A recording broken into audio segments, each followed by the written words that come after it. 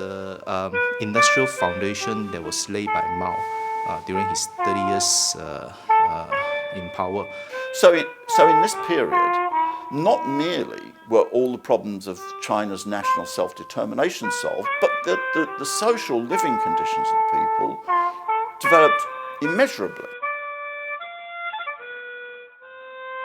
The industrial foundation that was laid by Mao during his 30 years in power, that was later proved to be quite important for China to reform. So these were several aspects that I would think to be the continuity of the Chinese Communist Party's rule of China.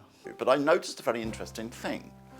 People who are Chinese specialists in the West drew attention to the fact that there had been a significant increase in life expectancy in China during this period. During the 27 years in which Mao Zedong was alive, the chronological life expectancy increased by more than 1 year for each year that he was in power.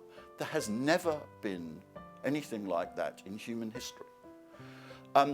This was astonishing. So in this period, not merely were all the problems of China's national self-determination solved, but the social living conditions of the people developed immeasurably.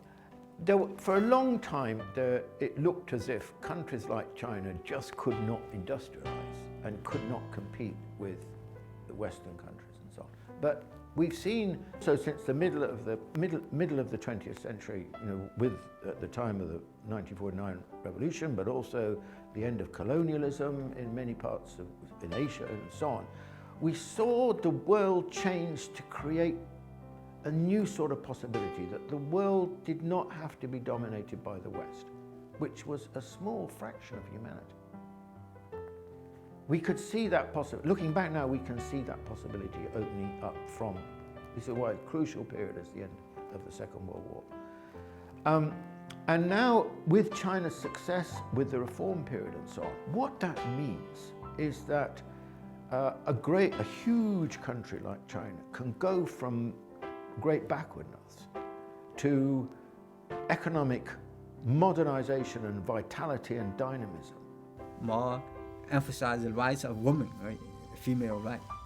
More emphasize, the new system, right? He more help to spread the industrial capacity, even like especially the third front project. All those sorts of things are were very helpful for the development of the market economy in terms of being ally. So I would say, as a scholar, we really cannot be, our view cannot be affected by ideologies. We have to look into facts, how those two allies, two historic stages, they're connected, to get more truth from it.